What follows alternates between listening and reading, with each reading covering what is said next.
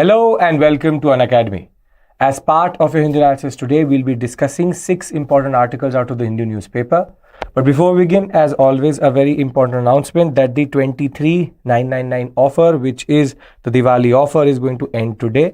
So do make sure that you avail this offer, and I hope that you have also been part of the UPSC Utsav and Unacademy Utsav offer, where you spun the wheel so as to get very attractive prizes.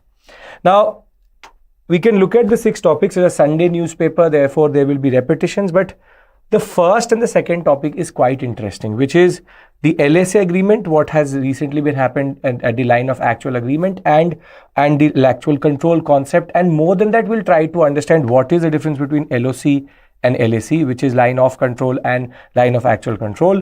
Thereafter, we'll try to understand why patrolling is important. This is a very important concept because if you look at this topic from just face value, you'll think what is so important here. But if you look at the larger context of patrolling, you will find it quite interesting.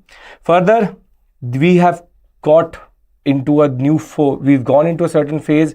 We're getting hoax call for a lot of the aircrafts nowadays. 48,000 flights have been affected because of 285 such hoax calls. We'll discuss what is the protocol for that. Thereafter, H5N1 is a topic which has always been in the news and now become more and more common. Then we'll talk about a pandemic fund which has been created. Further, we'll talk about stubble burning, the data which has been given. And last but not the least, the concept of water temperature and carbon absorption. Good morning to all of you. I can see your comments there, and I would encourage you all to ask me questions, and from time to time I'll ask you if you're following or not. I move to the next topic once you say that, sir, we are sorted with that topic. So therefore, we'll try to keep it interactive in a two-way, you can say, process of interaction. So can I start? Can we now begin with the first topic? This is how we are going to interact now. I want everybody's attention here. Good morning, good morning, good morning. Okay.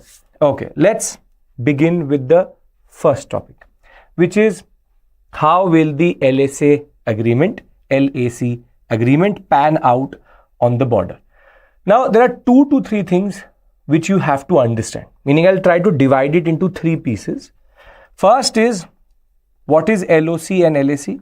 This you may be aware, but for the purpose of the discussion, it makes sense. Then the concept of patrolling, meaning why is this patrolling so important? Further, what has been the history of the conflict? Not from the beginning itself, but generally what happened between 2020 and 2024, the past 4 years. And thereafter, we will talk about what is the latest update and what is this agreement all about, which is the LAC agreement over patrolling. So there are implications for each one of these, and therefore we'll try to understand them in the most systematic manner so that you can also use it in the examination.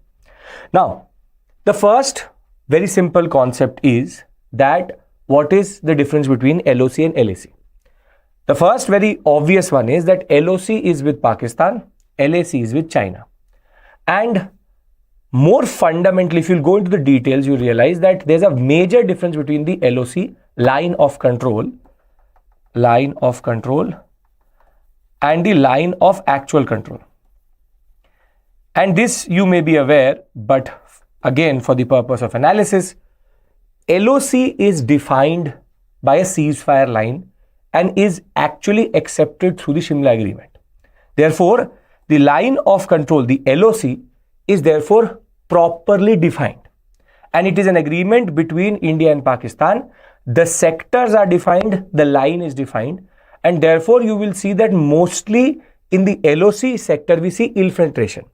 We see infiltration, which is Pakistan trying to defy the LOC, but it is never about the line itself, where it is going from.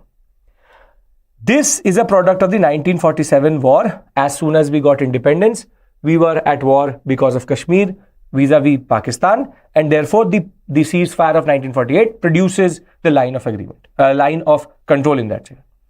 Now, when we talk about the line of actual control, this is not a defined line on paper.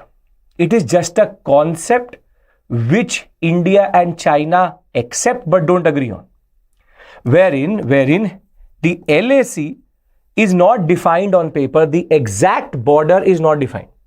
This is a product of the 1961-62 war with China, And because China did a unilateral ceasefire and went back in two sectors, which is in the Arunachal and in the middle sector, but it held on to certain sectors in Ladakh, that in turn creates the concept of Aksai Chin and therefore the concept of the line of actual control, LAC.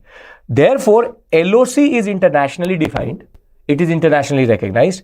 LAC, on the other hand, is an agreement between India and China, and that is where you will not find infiltration in LAC. You will find China's attempt to push or change the border itself. This is where there's a very different approach which we have to have with Pakistan and China. With Pakistan, it is about the terrorists coming inside into what we call as Jammu and Kashmir, UT. On the other hand, what we see in the LAC is China trying to alter the border itself because it is not internationally defined. It is not defined by a treaty or by a ceasefire line which both agree on. Though both agree to LAC, there is no agreement to the concept where that LAC is. For example, China says that the LAC is only 2,000 kilometers. On the other hand, India argues that it is 3,880 kilometers. And that differentiation is again based on what China accepts as the LAC. Therefore, this creates opportunity. This creates opportunity on the part of the Chinese to push it, to keep on altering it. Now, if we understand what is the LOC and LAC, the nature of it, this would explain why or what is the concept of patrolling. We are now moving out of the LOC and going to concentrate on the LAC. When we talk about the LAC, line of actual control, LAC as it is not defined, in certain sectors, from the Karakoram Pass to the Chumur sector, there are multiple points of what we call as disagreement and friction. We divide it as points of friction. Now, total identified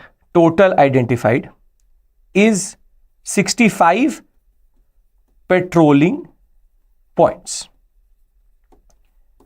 65 patrolling points. Pavan, this number varies according to sources.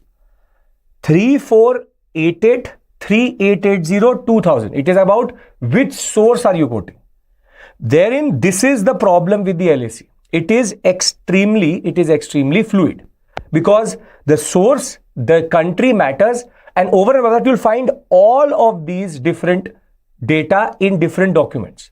Because there is no exact agreement on where the line is, that is where the disagreement over the kilometers comes through. But that's a separate issue altogether. The point is that along the Karakoram Pass till the Chumur sector, 65 patrolling points or 65 points of friction have been found. Now, the idea of patrolling is that if for example, I take this as the line, if the Indian armed forces are patrolling along this line, it is accepted to have civilian or security forces presence. Now, in that context, if there is no presence because of restrictive or for some reason we are not able to patrol that sector, it now becomes an opportunity for the Chinese. In a recent paper which was presented at a policing conference in 2023, the idea is that close to 26 such patrolling posts have been lost. 26 patrolling points have been lost because of no patrolling. And this concept is called salami slicing. The Chinese call it the salami slicing concept, which is what they do is that in any sector where Indian armed forces or civilians are not there, the Chinese claim that it is Chinese territory. They try to push the LAC to that point, and thereafter they create what are called as buffer zones. So it's a very simple, straightforward concept of salami slicing, which is bit by bit, inch by inch, the Chinese keep on changing the border and India keeps on losing territory. This is where the disagreement over the number of kilometers comes through. So for us, these 65 points of friction are quite important. Out of it, 26 have been lost because of no patrolling, because the Chinese claim that with no Indian presence, it is Chinese territory, and therefore they try to push the border inwards into India. This word salami, because it is the thinness of that area, maybe it is only 100 meters, 200 meters, 50 meters, but it is about the Chinese pushing it further. This process has existed or has been followed by the Chinese since the inception of the LAC, and this is where the concept of patrolling becomes critical. Because if India does not patrol these sectors, this in turn leads to the concept of buffer zones being created by the Chinese, and therefore patrolling is critical. This is why I am trying to emphasize this, that as the LAC is not defined, patrolling is critical. Therefore, the disengagement which has recently happened is over the concept of patrolling. Therefore, salami slicing is the process which they use in order to create buffer zones. Now that we understand what is the LAC and we understand how the Chinese undercut this process, where there is no agreement, they try to use this concept of no patrolling. The recent, you can say, 4 years of history of this sector gives us the idea that why patrolling is now even more critical. See, between 2020 and 2024, we already now know what is LAC and we understand what is the concept of salami slicing. Between 2020 and 2024, in April of 2020, in the Ladakh sector, there was the rise of Chinese presence and Chinese troops, and we saw multiple structures coming up. So this is the point from where the escalation point starts. Thereafter, on May 5th, 2020, in Pongang So, in Finger 8, there was a major, you can say, escalation when there was a clash with 3 to 4 Indian soldiers were injured. But this was where the concept of salami slicing was pushed into place, because though there was patrolling, they were trying to create conflict. Thereafter, in May 9th, 2020, in the Nakula sector, again in Ladakh, there was in Nakula sector in Sikkim, we saw one more major, you can say, escalation where there was a clash, and in June 15th, 2020, we further saw that 20 soldiers were killed in Galwan. And one of the most recent, you can say, escalation points has been December 9th, 2022, but this is in the Arunachal sector in Yangtze. So if you look at it for the past 4 years, we can see a certain escalation from the Chinese side in order to use it to create buffer zones or just remove Indian presence from that sector. Therefore, Chinese are using the concept of patrolling to undercut the concept of Indian presence. Therefore, the de-escalation became a patrolling issue. So, from understanding what is the LOC and LAC, to understanding how the Chinese undercut our presence, to the concept of why they're escalating in multiple sectors, de-escalation would always have been the concept of a patrolling issue, because India in this whole process lost patrolling point 10, 11, 11A, 12 and 13. These patrolling points in two very important sectors were lost, and that is the focus here also. These two important sectors is the Daulat Beg Oldie sector, which is called the Depsang Plain, and the other one is called the Demchok sector. These two sectors have been the biggest issue, the friction points. While there has been disengagement in other sectors, in these two sectors there was no agreement for the past 4 years. So patrolling becomes an issue because patrolling defines this line, and therefore based on a long timeline of engagement which started in June and July of 2024, the foreign ministers first met, and finally the breakthrough came when the foreign secretary has argued that the Chinese have agreed to a certain patrolling schedule and a certain patrolling concept.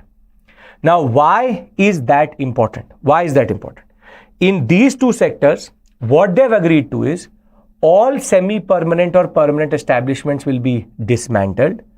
And because of this agreement, India has now regained 10, 11, 11A, 12 and 13. These patrolling points which were lost between 2020 and 2024 have now been taken back. This is why this agreement in the Depsang Plains and Demchok is quite important for the Daulat Beg Oldie road, which is a very important connection in the Ladakh sector. So basically, this may seem to be a very simple, straightforward disengagement in the form of patrolling being accepted. But if you look at it in a larger perspective, this is the first way in which, or you can say the latest way in which, India is trying to undercut salami slicing. And therefore, this disengagement is quite critical for the geopolitics of this sector. Because finally, now India and China have come to terms and come to a certain agreement over the concept of Depsang and Demchok. This had been a friction point and irritant for a very long time, but this also shows the change in perspective of the Chinese and change in perspective of we have always been trying to, in a way, engage them with diplomatic understanding, but it is a change in perspective in that regard. So, for the purpose of the examination, what is relevant out of this article? First, you should know the difference between LOC and LAC. Are we sorted with regards to this? I want everybody's answer on this. Are we sorted with regards to LOC and LAC? What is the main difference between these two concepts, and why is the infiltration happening in LOC and why is LAC on the other hand more problematic because it is not fully defined? Yes, perfect. Thereafter, the concept of patrolling. Why is patrolling so important? Patrolling is important because patrolling is seen to be as the presence of Indians or Chinese in that sector. If there is no presence of the Indians in a certain patrolling point, it is seen as Chinese territories by the Chinese and they push the border inwards. Therefore, this is called salami slicing. You can expect this word somewhere. The concept that bit by bit, the Chinese tend to argue and 26 such points have been lost. Thereafter, the engagement of the Chinese and the Indians between 2020 and 2024 again has to be summarized, and the idea is we lost multiple patrolling points in the process of what happened in Demchok, in Despan, in Pyeonggangso, thereafter in Galwan. And thereafter, the last point which is quite important is that now the disengagement is that we have agreed that we will now go back to the April 2020 line, which means we have regained these patrolling points.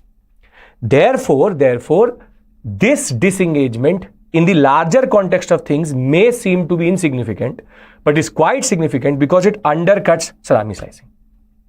So if we understand these four aspects together, then we can move to the second topic. I'll show you a mains question and how to answer that question. Can we all understand that? Right? Or do you actually remember capacity building measure in border peace and tranquility arrangement? Capacity building measures when you try to develop trust. That is the basic idea which even the army chief has said, that this disengagement is based on trust. A trust between the Chinese and the Indians which was lost since 2020. And capacity building measures would be engagement, would be cooperation, would be schedule sharing. These are called capacity building measures for tranquility, which is to restore peace. Both sides develop trust. That is something which has been which was lost and has been one of the biggest irritants between India and China. We can't trust the Chinese, and that was based on what happened in Galwan, what happened in the Demchok with the planes. You can say that all of this comes together, and in a way, the Chinese attitudinal shift is reflected in this disengagement. So, very simply, you don't have to learn the dates, but what you have to understand is patrolling arrangement is not a joke here, because patrolling defines the border itself. Do you think diplomacy works? Yes, this is where diplomacy actually works. Since 2022, diplomacy has been working. And there have been multiple disengagements on Tongang So in Galwan Valley, but Depsang and Demchok were two sectors which actually there was no agreement on. This is basically, as our External Affairs Minister says, that the process of de-escalation is complete, because these 2 points nobody wanted to touch. However, diplomacy worked. Aggression from the Chinese has been undercut by our tranquility and our push for a diplomatic agreement rather than any form of, you can say, violence or any form of force. So, what you can expect as a question in the examination is, the recent de-escalation in Ladakh is an important step in the right direction for politics in South Asia. This tells you how India and China are placed, and more than that, it talks about the geopolitics of South Asia. And therefore, this disengagement and this de-escalation firstly develops trust, maybe restores the relationship to the pre-2020 moment, with multiple, you can say, conferences and engagements happening on sidelines of BRICS. It is quite interesting that there has been a major attitudinal shift in a very short period of time since the Ukraine and the Israeli context comes through. This was needed in the geopolitics of South Asia, because in South Asia there are multiple irritants. We already are very clear with what we are doing with Pakistan, but China and these two were very important points of disagreement. So therefore, you will say in the introduction, you'll talk about the de-escalation, which is the patrolling schedule. Thereafter, you'll talk about the body, which is the concept of how Ladakh and the LAC has been a point of irritation, a point of friction, and more than that, it was escalating and sending the relationship into a tailspin. This allows for us to engage further and create cooperation. This restores trust in this relationship. Though we can't still trust the Chinese, but the idea is at least it's an olive branch. Last but not the least, we will conclude that this is important for the geopolitics or the politics of South Asia, because with the world de-escalated in West Asia, with the world right now in a tailspin with Russia, Ukraine, with Iran, with Israel, with Palestine and all of that, maybe the cooperation between India and China was needed. So the timing of it also matters. So there are multiple implications. That is, I said that if you look at this topic just as in face value, you will realize it's just a patrolling schedule. But because salami slicing has been a very big issue for India for a very long time, 26 such positions have been lost, this is a very interesting way of undercutting. Can I move to the second topic? If we all are clear about what we have to do with all this information, this is something which you will get even more, you can say, editorials as we go on. But it's an FAQ article, therefore it gives you all the dimensions of it, and the names of these sectors will be important for the examination. Yes? Okay. Perfect.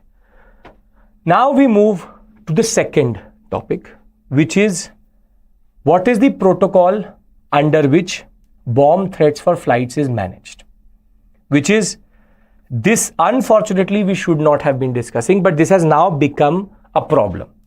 With close to 275 threats to 48,000 flights, which can lead to, one thing is the loss of the companies itself, which is close to 13 to 17 lakh per hour because of the delays which is happening. But the point is that here it is not just about hoax. The idea is it creates complacency. If we are getting such high volume of hoax calls, it could be that a real call may be seen or perceived as hoax. Now again, here there are two aspects which you have to understand.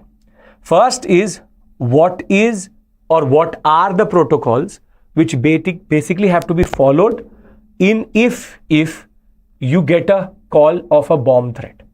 Second is, with so many hoax, how do we undercut it? It is about mitigation, because we can't take it lightly. The solution is not to ignore the call, because any day that call could be true. Therefore, ignoring the call is not the answer. The answer is to somehow develop a certain mechanism which in turn allows us to segregate hoax and not lead to further delays. This is where you have to understand that what are the protocols we are following and what is the origin of that. And that is where all of these terminologies become important. See, in the world, there are 3 protocols which are followed for any form of intervention in aviation. The first one is called International Civil Aviation Organization's Annex 17. Annex 17 is basically an aviation security protocol, restricted, quite, you can say, updated from time to time, and quite significant in shaping the response to any form of bomb threat, terrorist protocol, or any form of hijacking. This is the first protocol which is used, and there's a proper procedure which is laid out under it if there is a call about something like this. Thereafter, there are also what are called as standards and recommended practices, the SARPs, which were created through what is called as the Chicago Convention, or what is called the Convention on International Civil Aviation. This creates again, and the Annex 17 actually has a lot of the clauses which were agreed at Chicago Convention, and therefore now this Chicago Convention on Aviation becomes important for you. These two together, along with what is called as the ICAO Aviation Security Module, Doc 8973, together these 3 are the gold standard or protocols which dictate any form of intervention when it comes to hijacking, terrorist protocols, or calls with regards to bomb threats. This lays down a procedure. Now, the article and the nodal agency in India, which is the Bureau of Civil Aviation Security, they are not ready to disclose the protocol because it creates more vulnerability. Meaning, the information given in these protocols, in these annexes, are actually quite well preserved and are secrets. They are classified information which nobody can know, and therefore, though we know where the origin of these protocols are, we don't know exactly what it says, and that is for the better only, because therein the vulnerabilities can be exposed, and now the hoax calls can become even more specific type of hoax calls. Now, in India, any such call threat is taken by the Bureau of Civil Aviation Security. Over and above that, multiple agencies come together to manage something like this.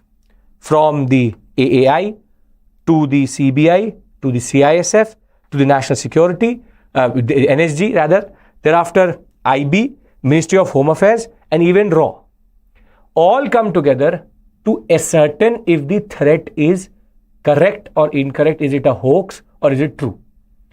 But we also have certain acts which are quite important in that regard. You have the Aircrafts Act 1934-1937.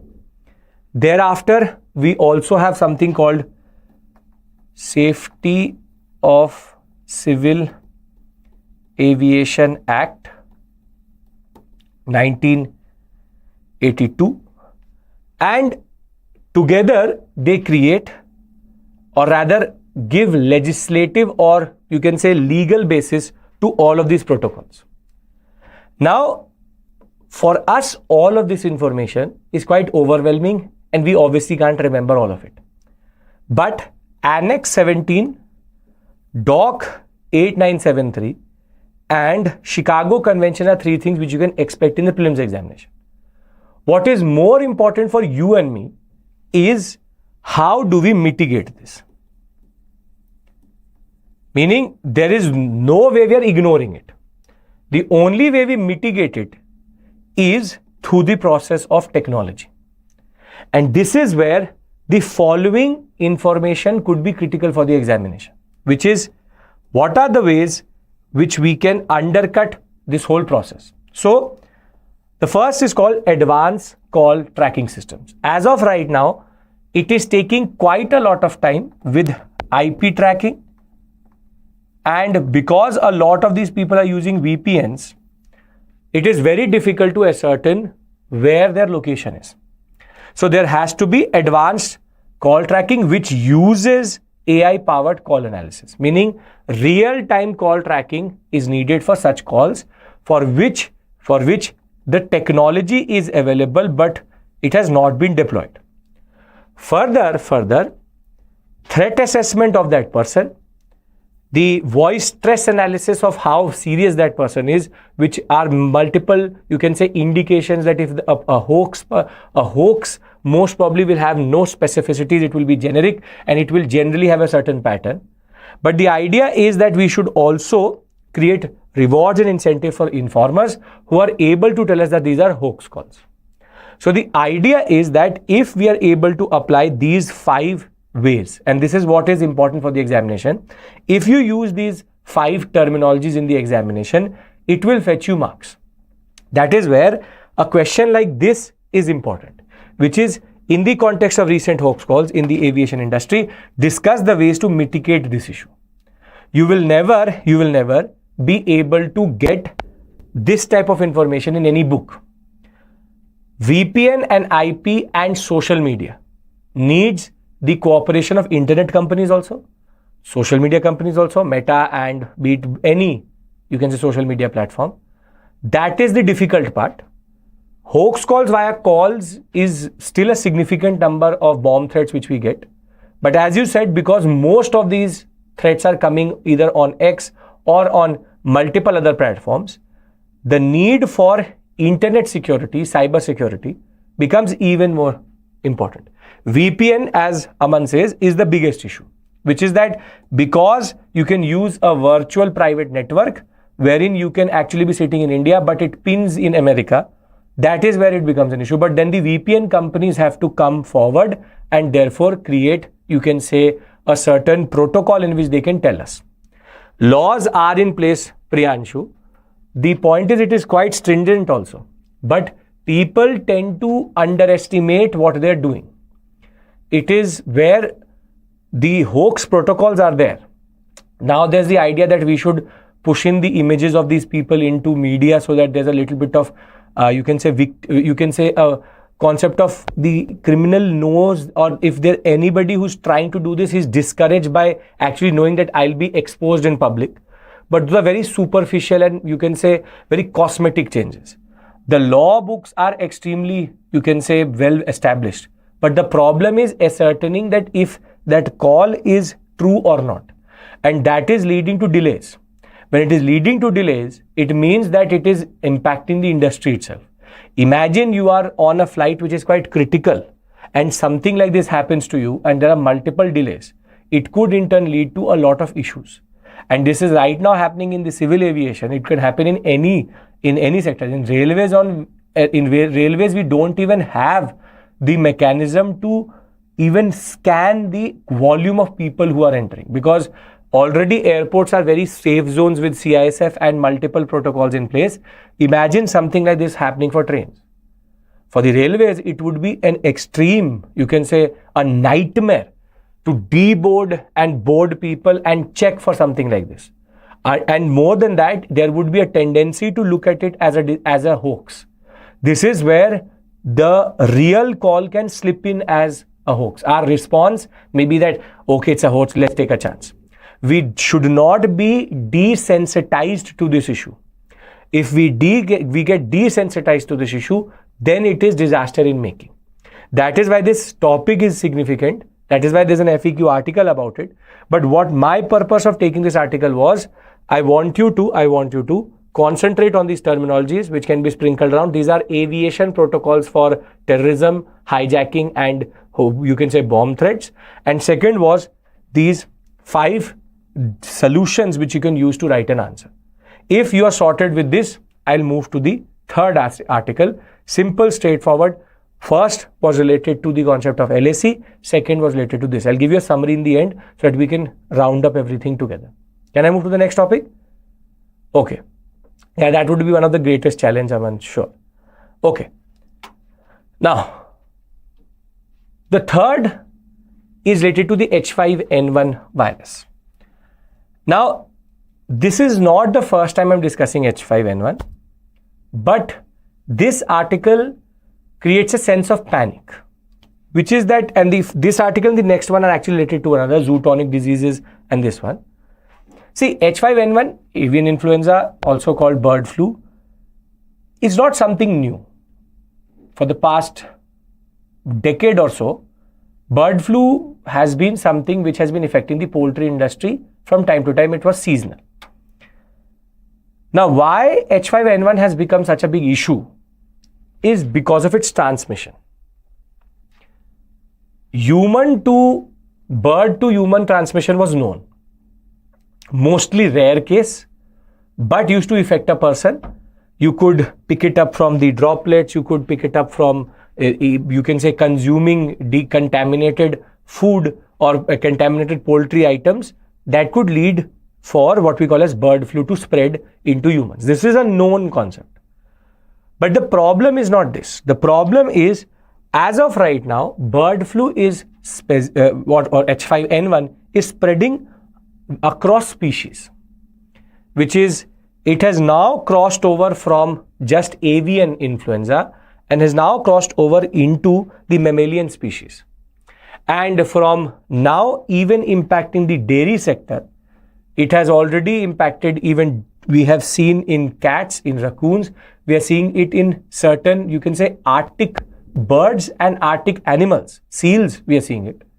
Therefore, the idea is it is spreading like wildfire amongst animals. And because the dairy and poultry sector is quite significantly connected to the way we consume our food, there's a lot of challenges which are emerging, and people are saying that this is a pandemic in making, because as of right now, we know that somehow this specific variety of H5N1, which is 2344B, has been spreading like wildfire amongst first birds and now has even entered in the mammalian species. The question is, it is mutating quickly. And when it mutates so quickly, the problem is that it can then also transmit from human to human, because then the virus picks up the ability to become like COVID. And this is why this article has been talked about, because as of right now, there have been 4 cases of H5N1 virus in US. 300 herds of, you can say, dairy or the you can say cows have been affected by the H5N1 virus. That has in turn led to the dairy production to go down also. But out of the 5 cases which are known of H5N1 for human transmission, 4 were exposed to infected animals, but 1 was not exposed to infected animals. This is where the conundrum or the dilemma or the issue comes through. We have no idea how that person got that virus. And we have a very good understanding that it is not from the animals itself. This means that the virus has the ability to transmit maybe between humans. Though there is no documented evidence of human to human transmission of H5N1, but now we are going into that zone where H5N1 is to be perceived and is being perceived as a pandemic in making, because if the virus develops the ability to get transmitted between humans, then it will be a very big issue, because the quantum of this virus has already destroyed most of poultry and dairy sector. But if it becomes a human-to-human transmission concept, it then may affect you and me like COVID-19 did. This is where this article is creating alarm bells. It's a science article which is telling us that with the poultry and the dairy sector so central to our food chain, it will be very soon that the virus, after being in the human body, may develop a mutation which allows it to get transmitted amongst humans. This is why this article talks about the biggest issue which we are facing. And because there are no protocols, there is no, you can say, basic, screening process. More than that, most cases maybe are going undetected. 4 months it took to detect H5N1 in cattle. Therefore, it is quite significant that we quite significant development that way, that 4 months it took in cattle. We have no known kit to check if it is spreading amongst humans or not.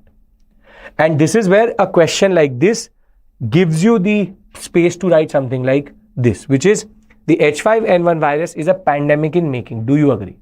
Here you have to talk about how it is impacting animals, but you also have to talk about the concept that with human to human transmission is imminent, there is a need to curb this, there is a need to create protocols. And that is where the next topic also comes through, which is a pandemic fund which we are creating. Can I talk about this? This is very closely related to the concept of what we discussed within H5N1. H5N1 is known quite, it is now a static concept, but I hope that you understand that this topic is changing from time to time. With further developments, it is becoming more and more critical. Now, when we talk about the $25 million pandemic fund which the government of India has created, it is specifically for zoonotic diseases. Zoonotic disease means diseases which emerge in animals. And therefore, what the government of India is trying to do under the protocol of the G20 itself, it is trying to create a fund which tries to improve animal health in India, also creates the protocols for preparedness, which is preparedness for response to pandemics related to animals. This is where the Asian Development Bank, the ADB, the World Bank and the FAO, all three are contributing to this fund so that knowing that 60% of all pathogens which cause disease in humans are from domestic or wildlife, and thereafter 75% of all pathogens which emerge in humans is also having its origin in animals. So mostly what we are doing is there is a transmission amongst animals to humans. So there is a need to understand how pathogens, the virology, the concept of how domesticated animals and how wildlife animals transfer it to domesticated, from domesticated to humans.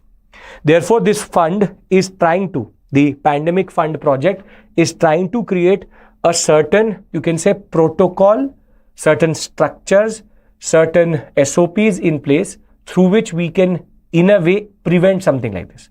COVID-19 is the urge for this, and this was something which was agreed at the G20, now is being pushed into place, and India is trying to create it.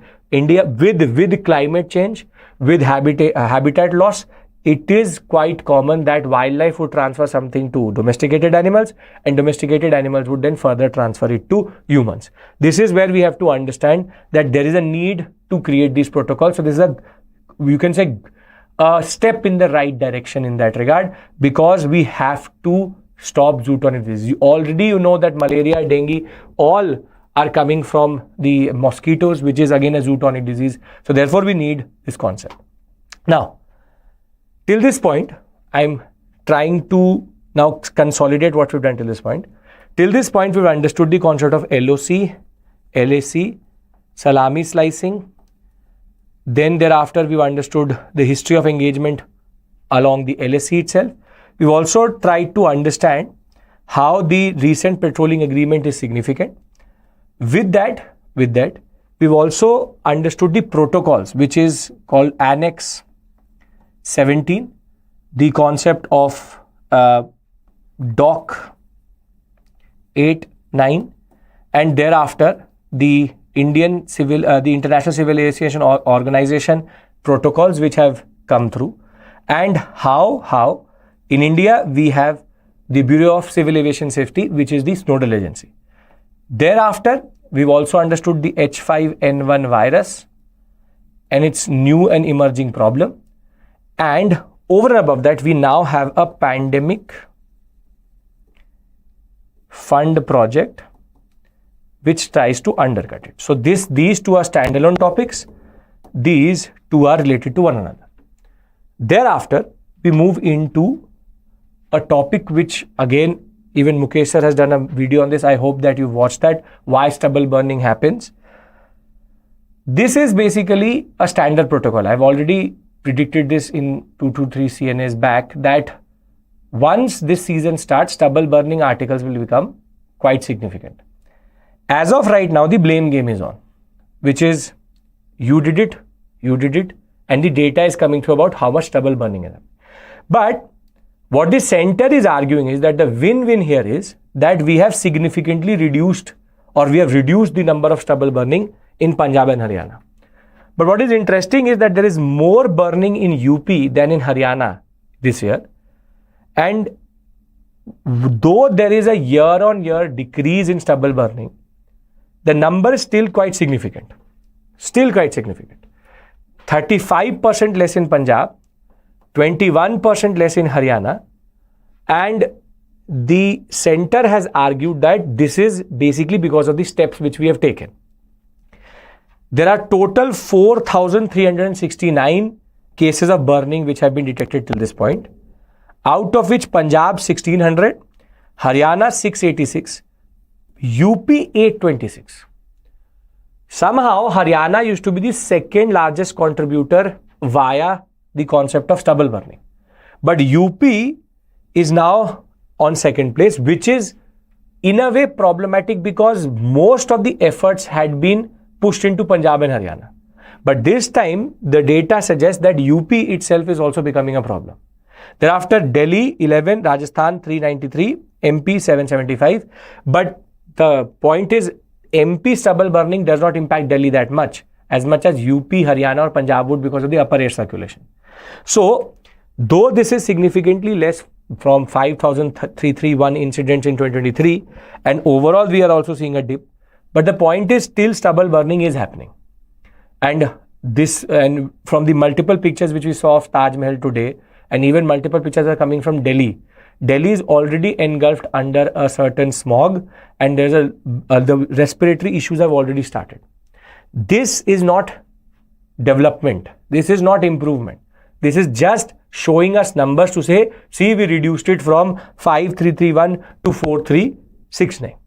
But the point is, the core issue remains, which is why are the farmers doing stubble burning?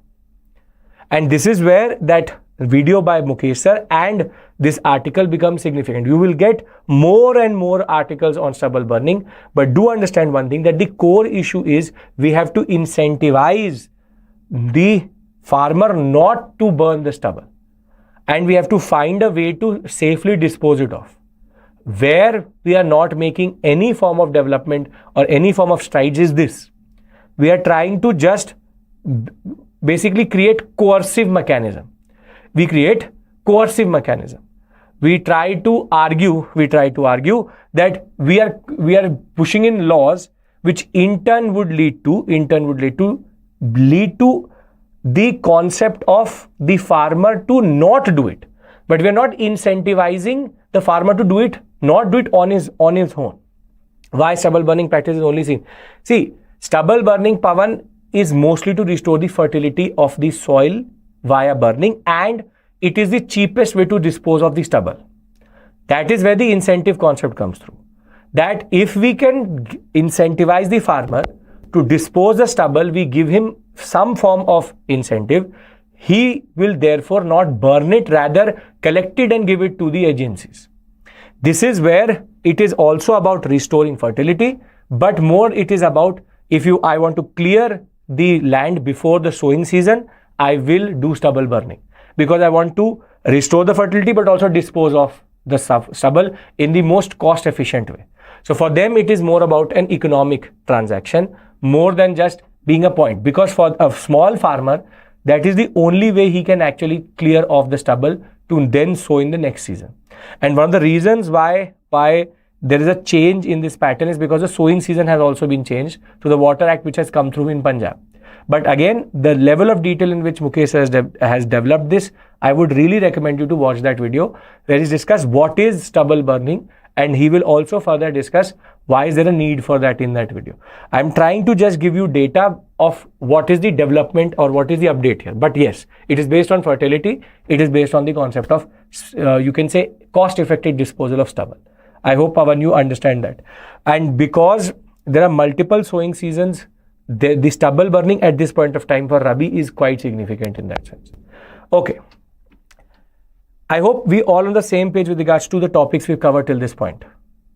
Can I move to the last simple, straightforward science article? Something as a development which has recently happened. Sir, the H5N1 virus may mutate like COVID-19 and become strong and more dangerous to humans. The animals' whole ecosystem is being destroyed. Yes, Priyanshu, that is basically the gist of this. What we believe is that H5N1 is going into this direction. Once human-to-human transmission comes through, then the drug-resistant aspect and the danger develops. Though affecting the poultry sector is equally problematic. But the idea is H5N1 is on the path of doing that. In the path of doing that.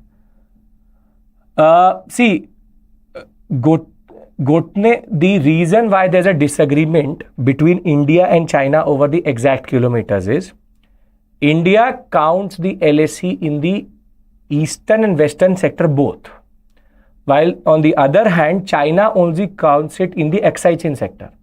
That is where there's a significant difference of close to 1800-ish or 1400 to 1800 kilometers. So we claim, because it is not fully defined, we claim it in both the sectors. They only claim it in one sector. That is where they say that only the disagreement is in the Ladakh sector. But there is infiltration, you can say rather there is disagreement even in the Arunachal sector. They don't count the Arunachal sector because of the way they argue that how the McMahon line is in that regard. So I hope that you understand that the differentiation comes through because of that only. Okay. Now, to close this discussion, something again related to geography, which previously was not known, but now scientists have ascertained, and you can use this again in your GS paper 3 answers, which is temperature of the ocean affects the absorption of carbon into it. Meaning, as a carbon sink, temperature change can lead to its sequestration capacity, which is how much it can take.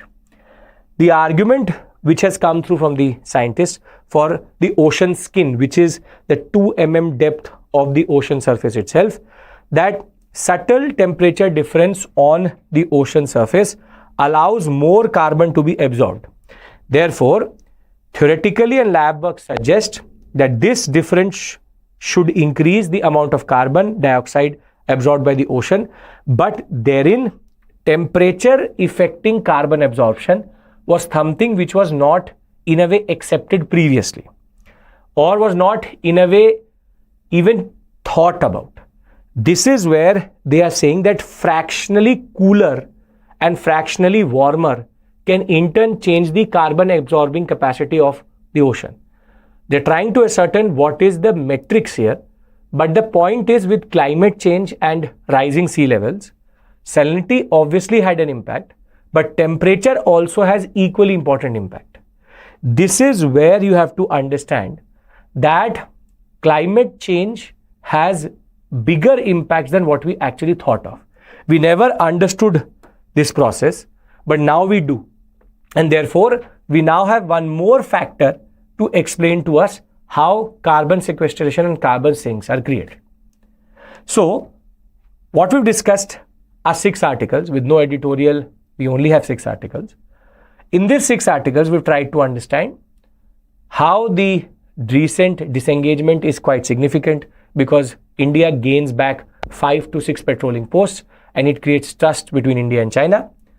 Thereafter, we also understood that there are certain protocols in place which are important for prelims, but also we know how to mitigate hoax calls, which is important for our examination. Then we have also understood, as Priyanshu has very well summarized, that H5N1 is becoming more and more problematic because it is developing an ability to transmit itself, or is in the process of developing an ability to transmit itself from the animals to animal to human, which makes it even more problematic. We have created a pandemic fund in order to understand zootonic diseases and zootonic, you can say, origins of diseases, and therefore that is a very significant step in creating protocols and creating, you can say, SOPs in what we should do. And in the end, we've also established that change in surface temperature of the ocean changes its, or rather increases carbon absorption or decreases carbon absorption. So cool water takes more carbon, and therefore the warming of the ocean is not a very good thing. Last but not the least is we have seen some decline in stubble burning, but we have no idea whatsoever on how to actually stop stubble burning. This is a process which has been put into place for the past 5 to 6 years. Still, there is no significant change in that protocol. So with this, I would like to end the session. Thank you so much. I will see you in another session. Thank you. Take care. Happy Diwali to all of you. Bye-bye.